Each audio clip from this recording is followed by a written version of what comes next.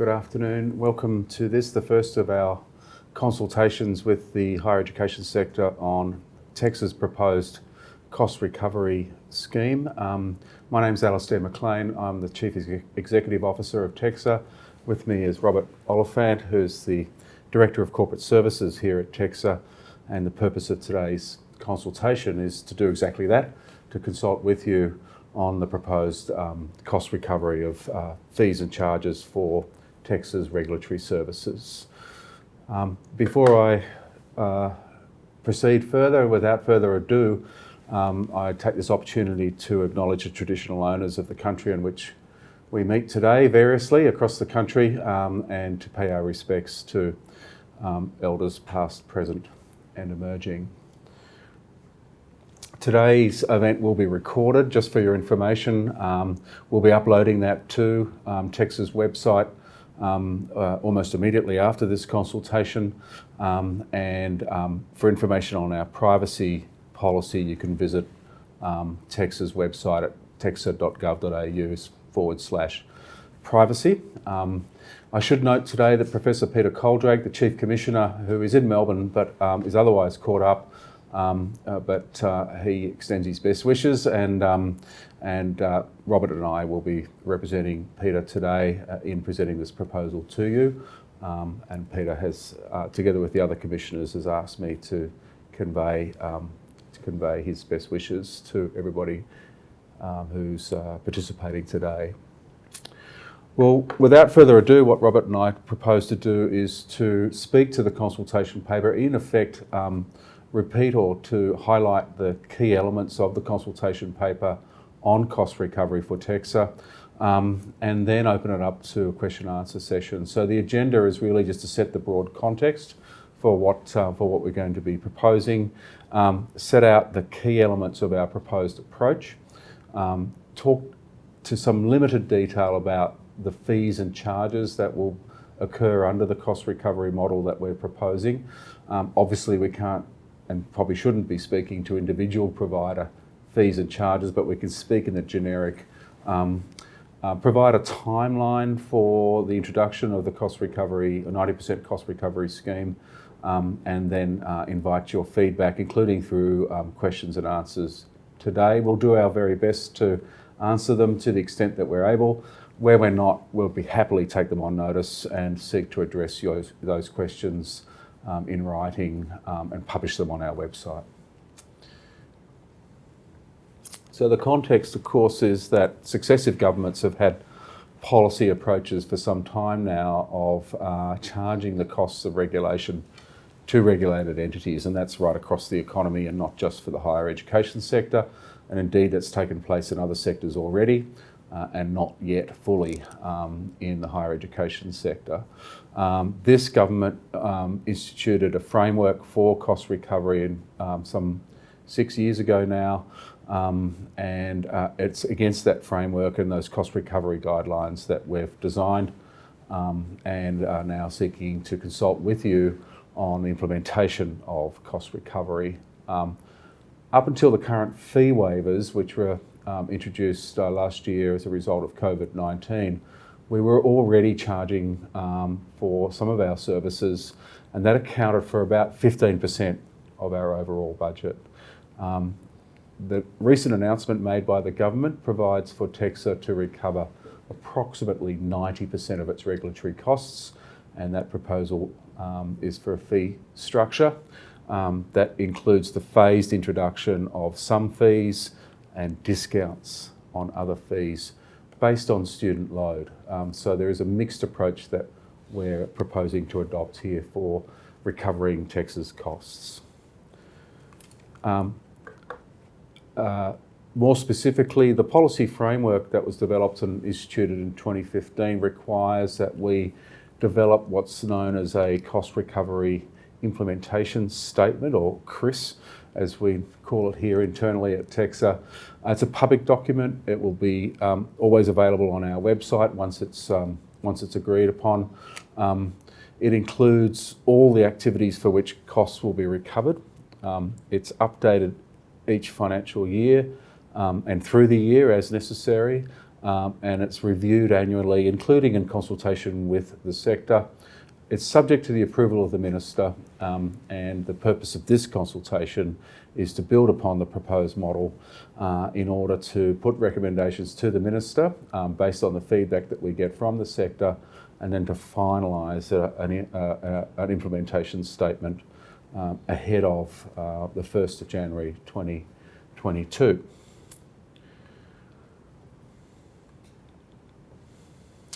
And so you would have already seen, I'm sure most of you, the consultation paper that's been published on our website, and for those of you who haven't seen it, that's the front cover there, and we can now turn to some of the detail.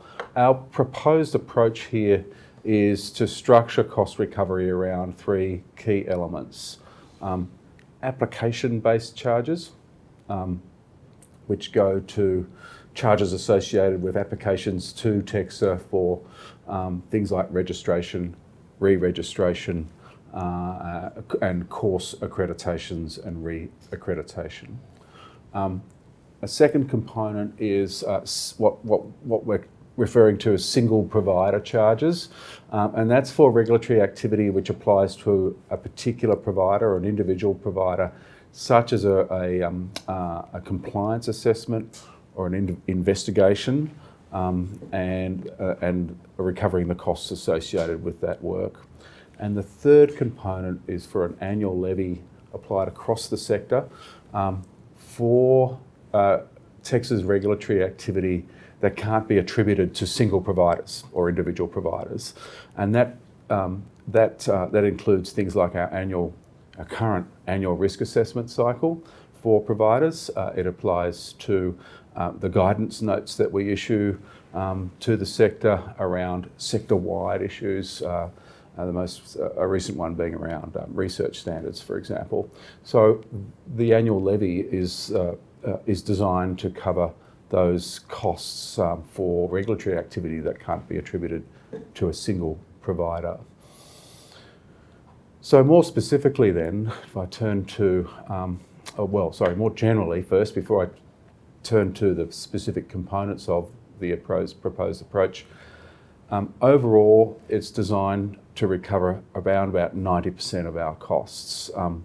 Most fees will increase, and there's no hiding from it, significantly increase to cover the full costs of the particular activity being charged. And as I've said in the note here on the page that you can see, self-evidently, that's going to result in some significant increases in fees for all providers. Some fees, and this is behind some of the design of the cost recovery model, and in particular for course accreditation and re-accreditation, because we recognise that a large component of the sector and tended to be the smaller for-profit and not-for-profit providers are not self-accrediting and therefore are subjected to course accreditation, re-accreditation costs.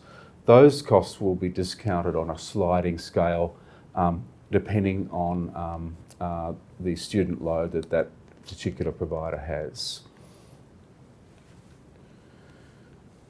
So for that first component, application-based charges, we propose to charge 100% of registration and re-registration costs from the 1st of January next year. Then we propose to charge discounted rates for course accreditation and re-accreditation costs from the 1st of January next year. And again, just to reiterate, that's in order to provide a degree of relief for smaller providers based on their actual student load.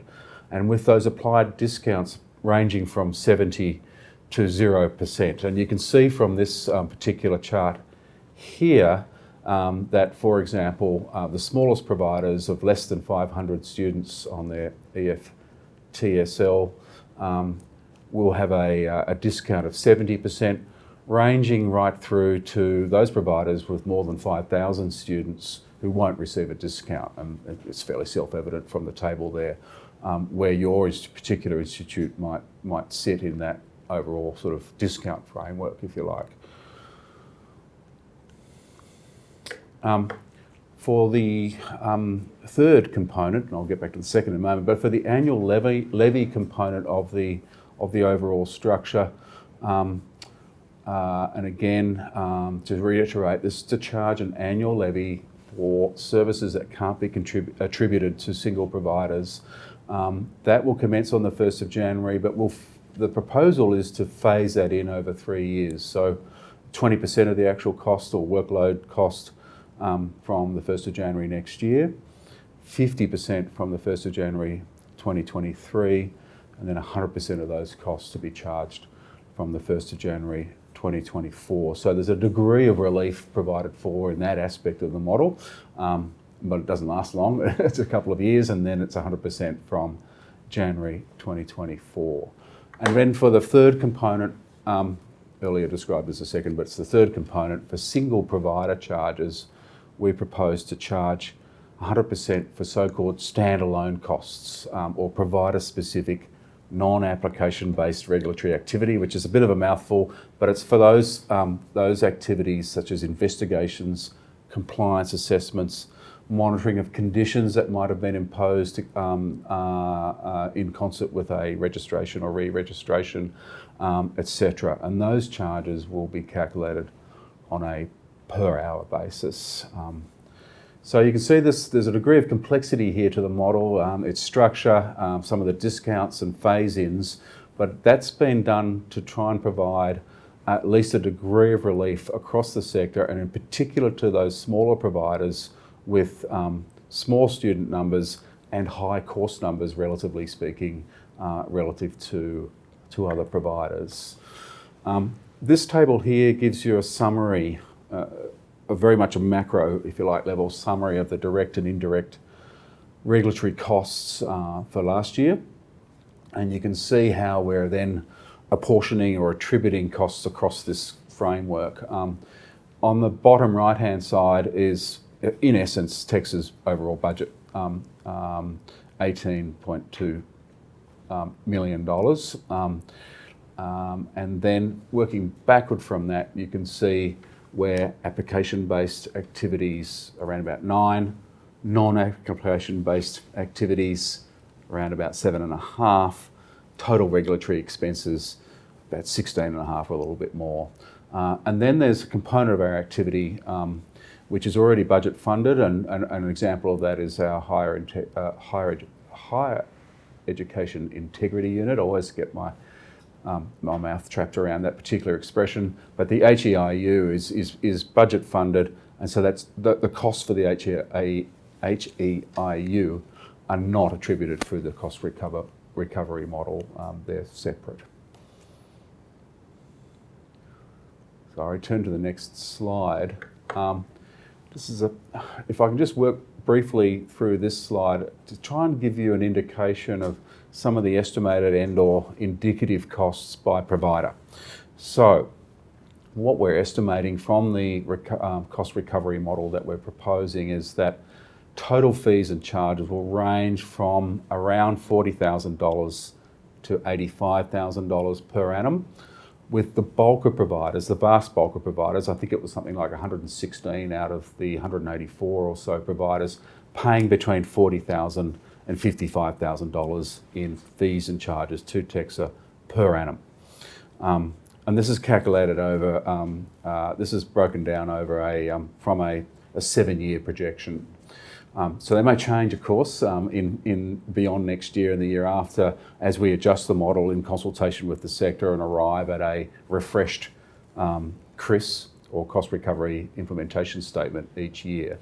But at the moment, it's looking around about 40 to 85, with the bulk of providers between $40,000 and $55,000 per annum. And of this total amount, again, between $15,000 and $50,000 in application-based fees, registrations, re-registrations, course accreditations, course re-accreditations per annum, and between $25,000 and $35,000 in the annual levy, once it's fully implemented, per annum. So you'll recall that the annual levy, the proposal is to phase the levy in over the 3 years from 20 to 50 to 100%.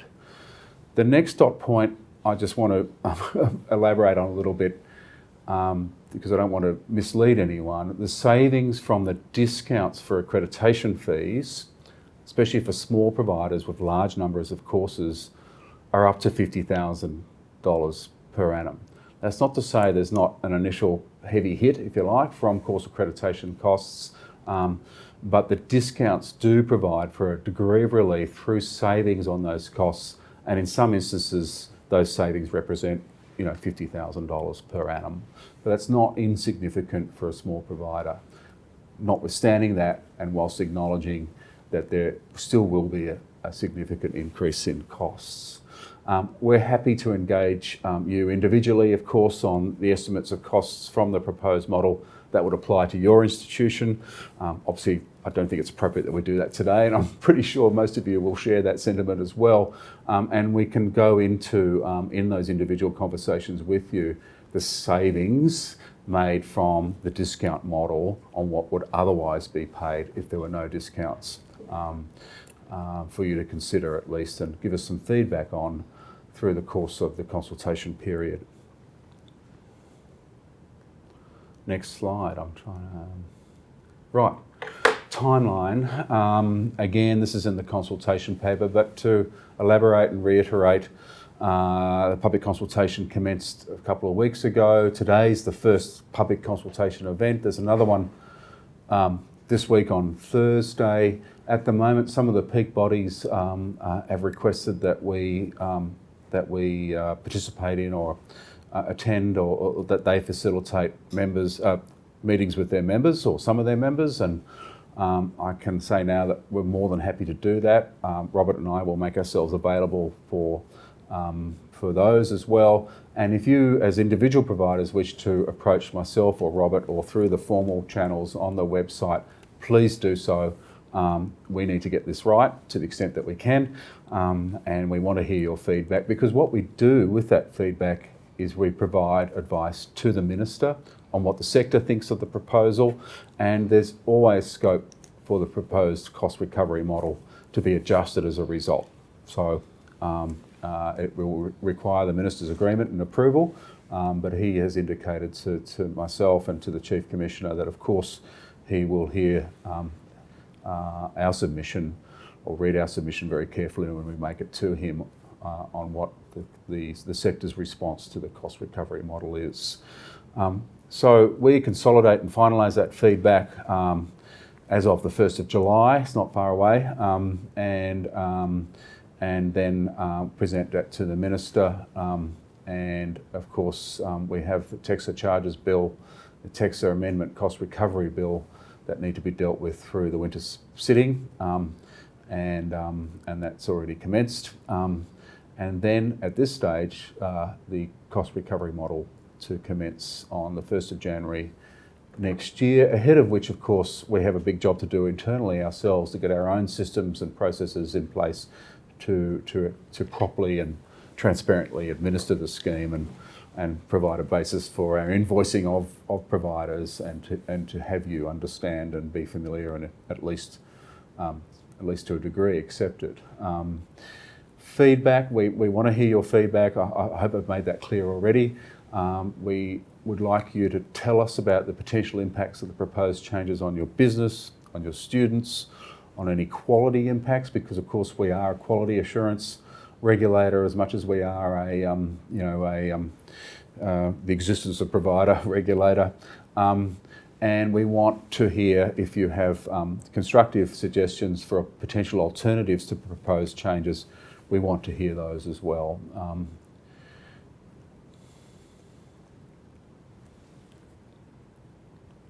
getting around to trying to change the slide. I've succeeded now. This is an operator problem, not an equipment failure, I can assure you. Possible questions that could be considered, and I think this is in the consultation paper, and it's certainly something that we would welcome your views on. What's your views on our proposed approach? Do you agree or disagree? Do you have any comments on the proposed method, or the methodology and the way that we've structured the cost recovery proposal? And do you agree or disagree that the cost of compliance and investigatory activity should be borne by those providers being investigated? That's quite an important point. What the proposal, and I know that there's likely to be a question here, so I'll jump ahead and answer it now. If we conduct a compliance assessment based on an investigation of concerns that have been put to TEQSA, and the findings are negative. In other words, there are no findings that match the allegations, or that the allegations are not upheld, the provider will not be charged for that activity. So that's the current sort of policy position we've reached in terms of the cost recovery model. But just to answer that fairly self-evident question that would be asked, I imagine.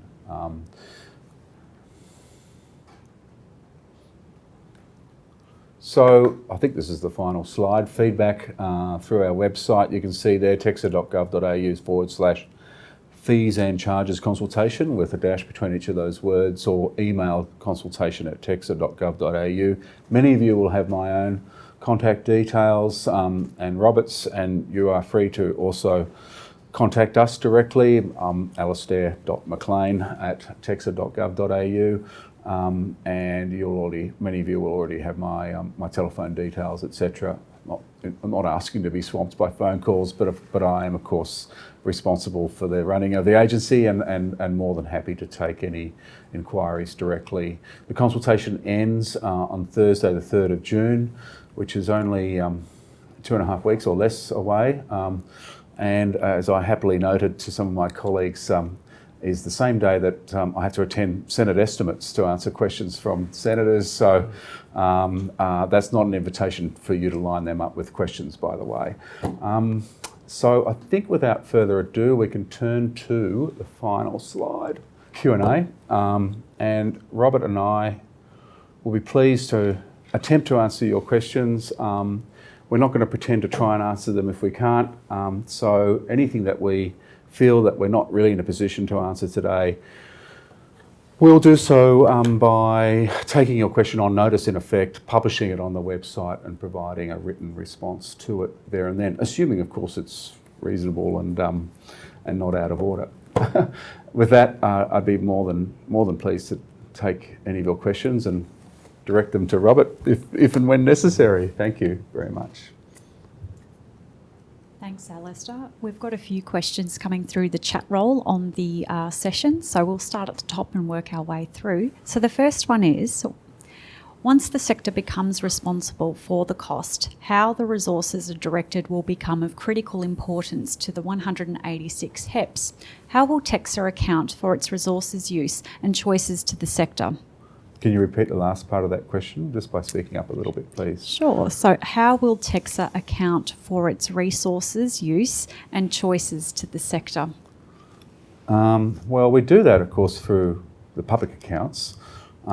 If you're talking about our balance sheet, if you like, we will be accountable through the annual CRIS renewal process in consultation with the sector. We're accountable to individual providers for our activity, and ultimately we're answerable to the Parliament, and that's why we'll be there on Thursday the 3rd of June to answer questions from senators, and I'm sure some of those questions will relate to our cost recovery model. So you have our assurance that there are various means and ways and means of being accountable to the sector. And part of what we're trying to do here is develop a model to attribute costs in a fair and transparent manner, and then apply them, and then be subject to the sector's feedback, if you like, on the success or otherwise of that model. Thanks, Alistair. Our next question is, will the annual levy be discounted based on a sliding scale for smaller providers? No, not the annual levy. Correct me if I'm wrong, Robert. So the discount model of between 70 and 0 applies to course accreditation and reaccreditation fees. The annual levy is for, again, activity that can't be attributed to single providers, and it will be phased in over 3 years, 20% from next year, 50% from the year after, and then 100% from 1st of January 2024, and that's a levy that will apply across the sector without discounts. Thanks again. The next question we have is, to what extent will the risk of a provider influence the fees charged for aspects such as re-registration? Well, that's a good question. Maybe that's something we should take on notice as well. I'll take a quick stab at that, and then Robert, maybe if you're able to follow up.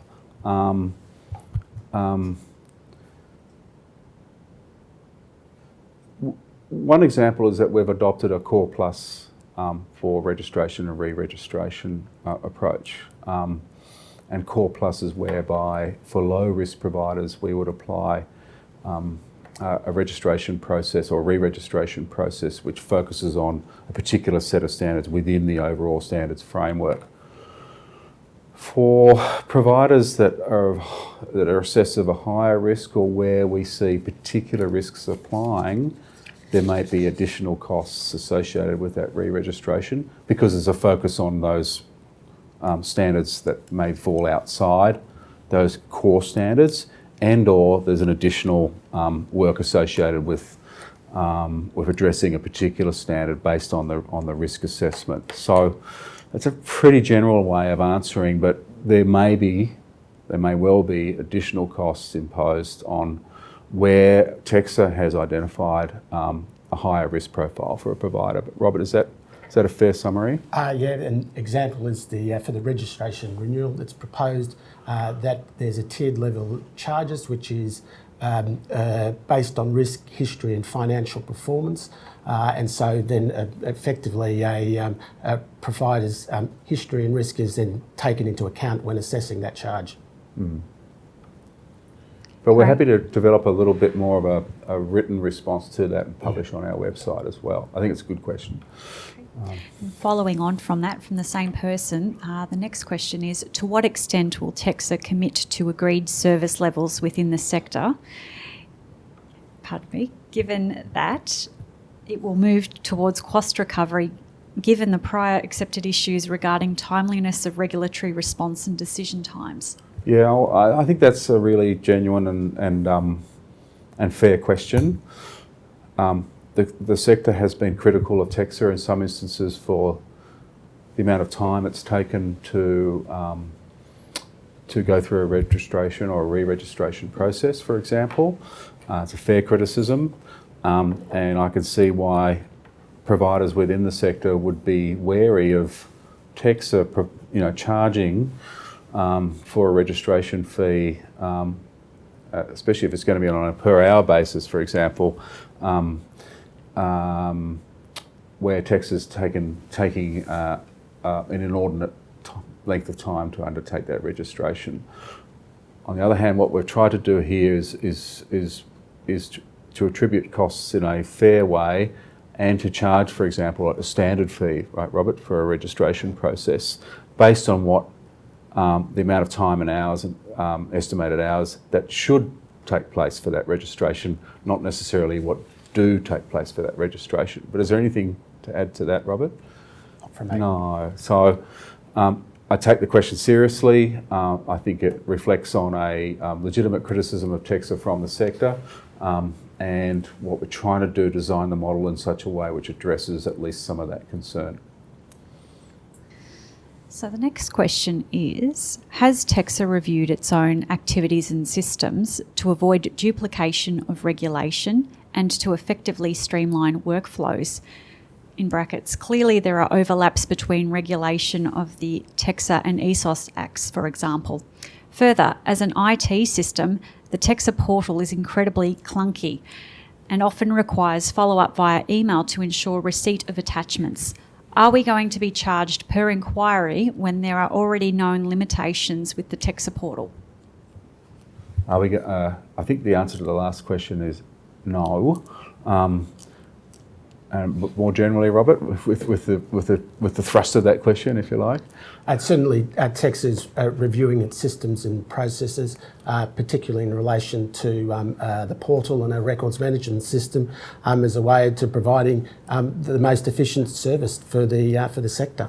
But it's a fair question again. we're relying on the systems we have at the moment. We are embarked on a process to improve our systems, our CRM, for example, and we expect that, in a way, the cost recovery, charging for our services and the requirements of the implementation statement for renewal each year in consultation with the sector is a potential means of sort of disciplining the organisation, if you like, and providing for a more certain and predictable cost basis to our regulatory services. So it will cut various ways. I understand the question and the implied criticism there, and we'll do our best to address it. Our next question is, how will the standalone provider costs be charged? These are mostly activities that do not depend on the provider, rather on TEQSA instigating the work. Providers will not be able to budget for this. Has it been considered to roll these costs into the annual levy? Right. Robert? Under the cost recovery guidelines, the work that's not able to be attributed where you can attribute work to provider, and you do that for these costs. It's the most appropriate method is to recover them on a per hour basis, and then charge for them at the end of that particular assignment. Right, but I think it's again a challenging question that goes to some of our activity. If we, for example, under our own motion, undertake an investigation into a provider based on concerns that we've developed ourselves around a risk profile or particular activity that we've been observing and reaching some conclusions about, the question then arises, well, do we charge for those arrangements or that work to the provider when the provider doesn't know that it's coming their way? I think that's a legitimate question. What we'll do is take that on notice and develop a more full answer online on our website, and then feel free to engage us further on that matter. Next question. The recent Regulator Performance Guide consultation paper states that regulators should seek to achieve their objectives in a way that imposes the least cost on those that are regulated, supporting businesses to grow. Yep. How will these proposed fees ensure this is a requirement? Smaller providers will not be able to afford these costs and stay in business. Smaller providers will not be able to afford these costs and stay in business. Yeah. Look, there's an issue that we're alive to. Yes, we recognise the obligation on us to provide our services at least cost. Part of the discipline that hopefully, or that we are attempting to design into the system, we'll seek to address that. But I take that question on notice, and we'll develop a more full answer on our website for you. Our next question is, under TEQSA's smoothing strategy, our accreditation dates and re-registration were extended, and they will now be heavily impacted by these new fees. If we had known about the fee increases, we would have not agreed to extending expiry dates. Would you like to comment on that, please? Well, the same applies to us, to be frank. In other words, we weren't designing the smoothing process in order to attract income or recovery of fees. It was only very recently that we ourselves were informed by the government that the decision was for cost recovery to commence on the 1st of January next year. We get that for some providers this raises issues around timing and the cycle, if you like, of re-registration and accreditation and re-accreditation of courses. That's something we're happy to work through with individual providers, and we'd welcome your feedback on that. But I understand the issue, but I can assure you there's certainly no underlying agenda or intent on our part. Thanks, Alistair. Our next question is, in relation to the single provider charges for standalone or specific regulatory activities, this is proposed to be charged on a per hour basis. How will TEQSA ensure that the hours were spent efficiently, and how will the hourly rate be determined? Robert. The hourly rate's determined based on the cost of providing that service in terms of the people involved, and also any indirect charges. And in terms of how will we ensure that we're providing that most efficient service, then I think we'll probably come back and provide a little bit more detail on that in the frequently asked questions, probably the best spot for that. Yeah. Thanks, Robert. Our next question is, the charging for investigations, etc., seems to be in direct competition with what TEQSA is trying to do, regulate the sector. Institutions doing the wrong thing or concerned they may be doing the wrong thing will be more likely, to hide from TEQSA or not enter material changes if they are going to be subject to fees that are not budgeted. Would you like to comment on this, please? Well, I'm not sure about the first part of that question. Compliance and risk is an important part of our overall function.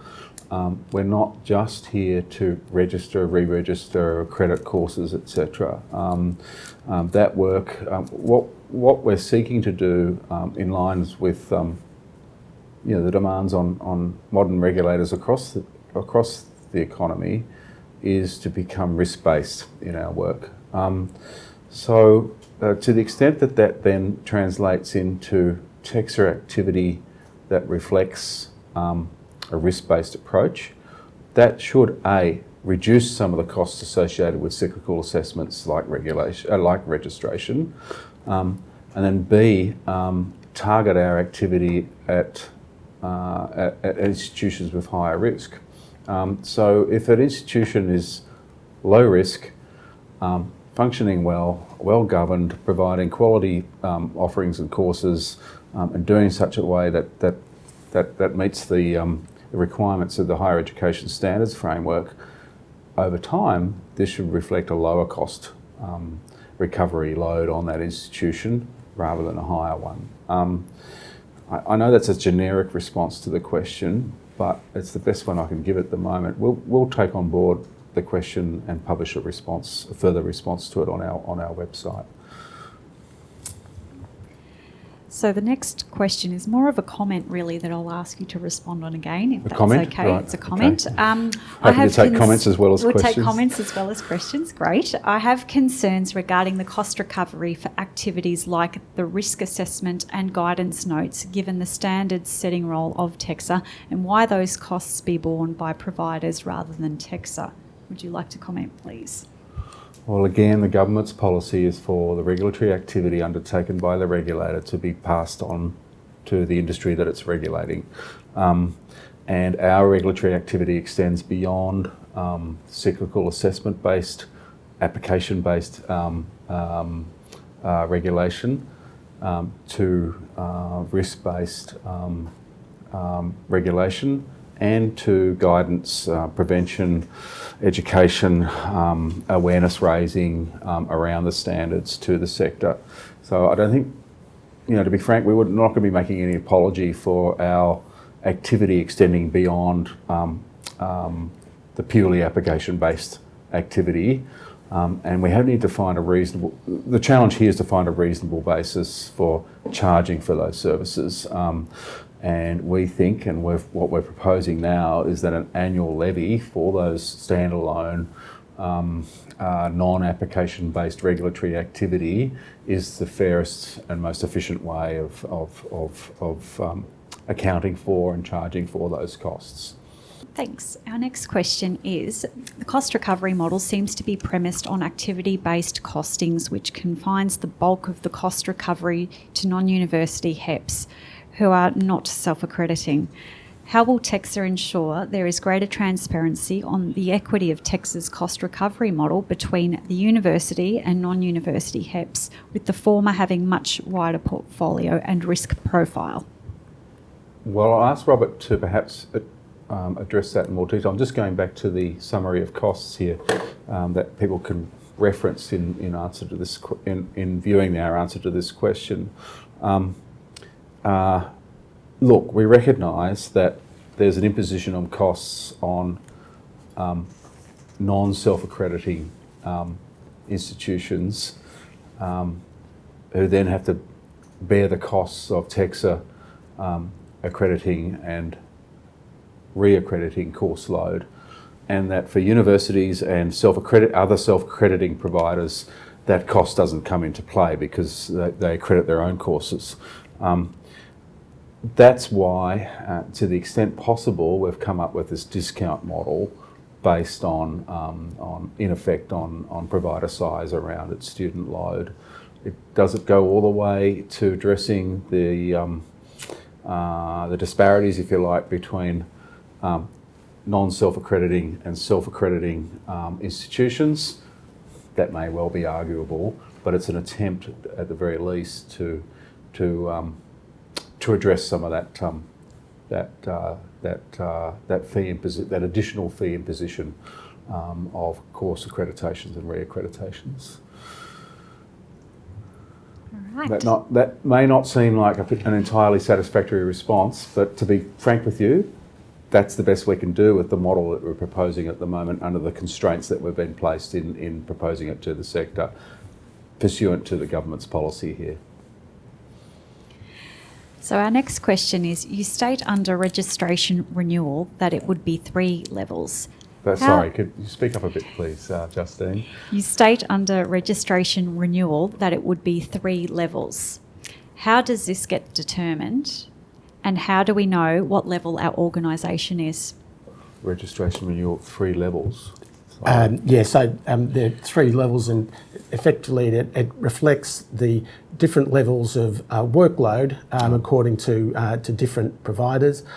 So that would be done up front, so the providers would know at the start what their charge would be for the different levels.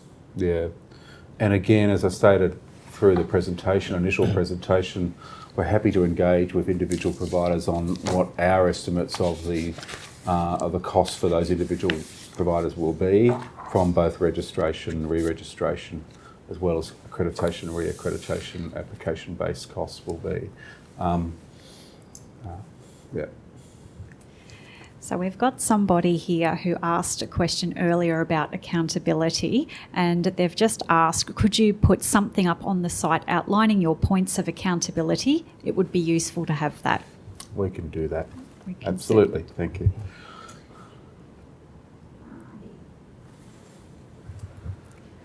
So our next question is, has TEQSA considered including the costs for non-application based activities, compliance activities, etc., currently proposed to be charged on an hourly basis? Could these be put into the levy? The Australian Cost Recovery Guidelines includes compliance activities in levies. Is there another regulator that charges on an hourly basis? I don't know the answer to the last part of that question. I imagine there would be, but I can't confirm now.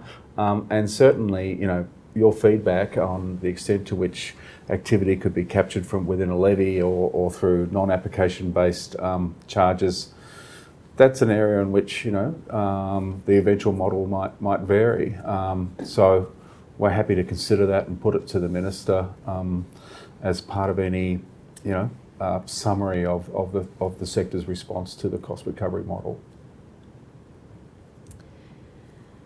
Righto. Our next question is, some of TEQSA's current quality assurance activities fall outside their mandated remit in the Act, example, responding to untested media reports, and some of the activities listed in the cost recovery model are considered inappropriate for cost recovery in the Australian Government Cost Recovery Guidance Note.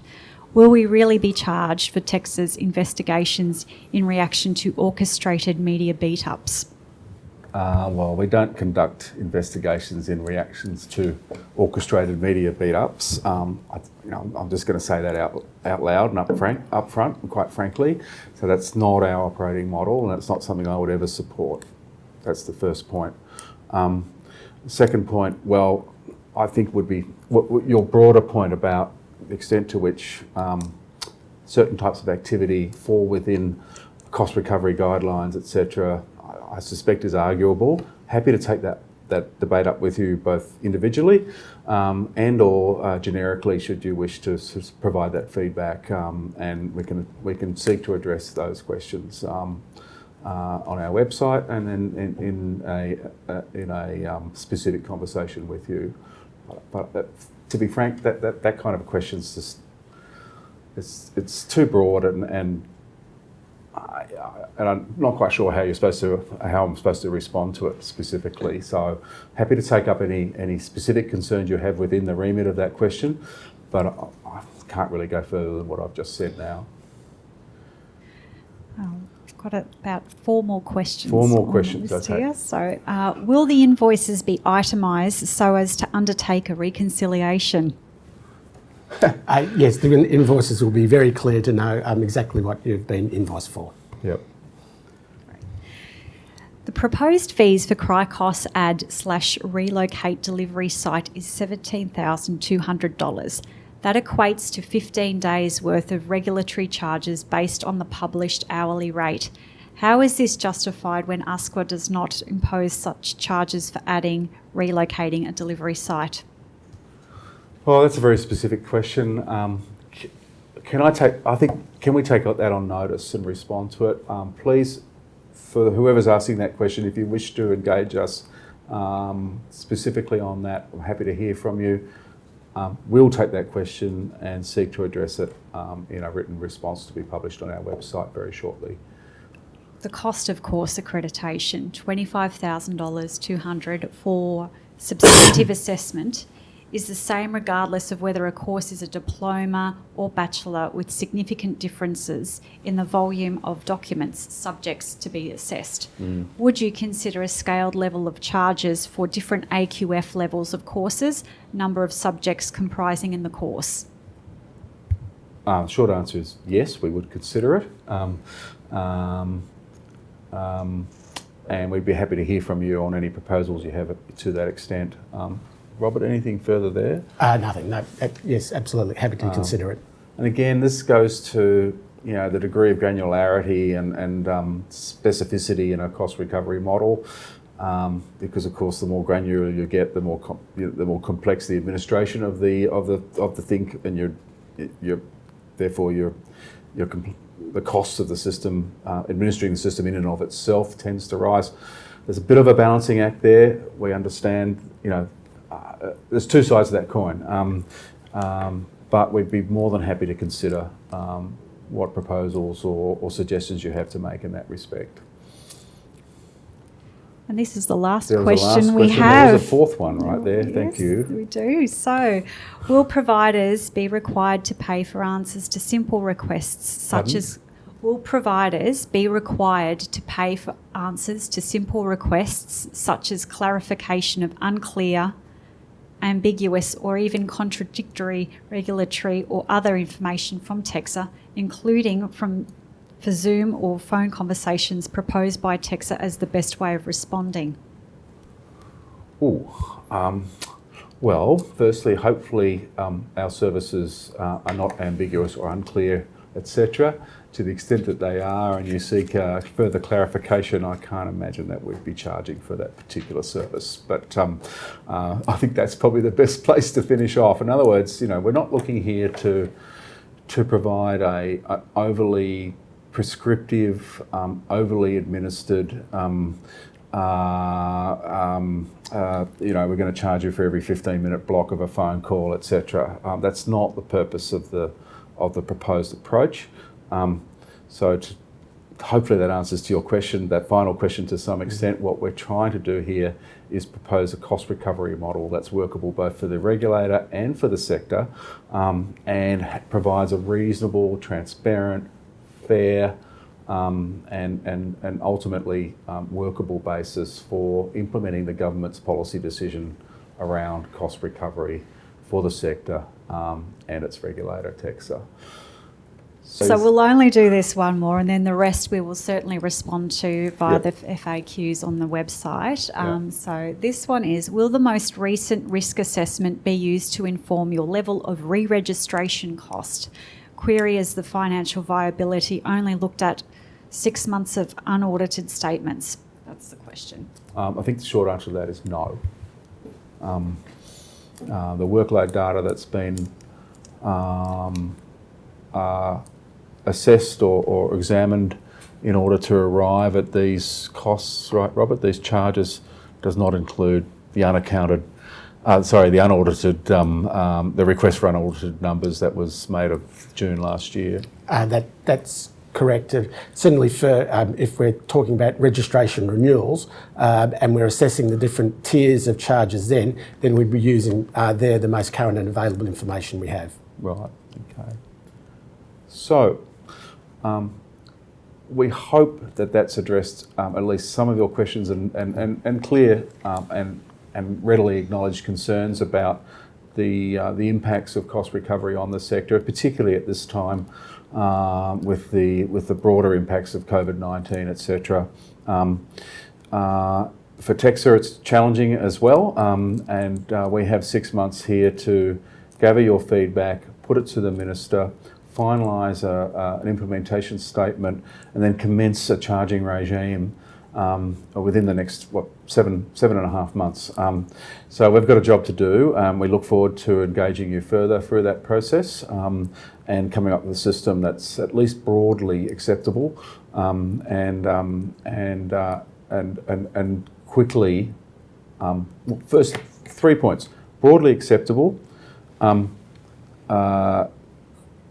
familiar within a short period, for the sector, and then also serve as a basis for ongoing consultation and disciplining of our regulatory services to the sector. So there's a silver lining in this cloud, I see, and that's something we'd like to engage the sector upon as well, and we look forward to that opportunity. I certainly look forward to meeting most of you who have not yet met because of the restrictions that we've had since my appointment in September last year, but that's now opening up, and I expect to be travelling and being able to meet providers in situ in the near future.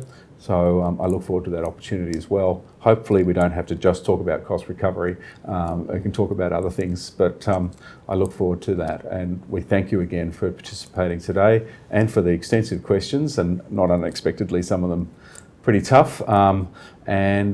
With that, thank you and good afternoon. Thanks very much. Thank you.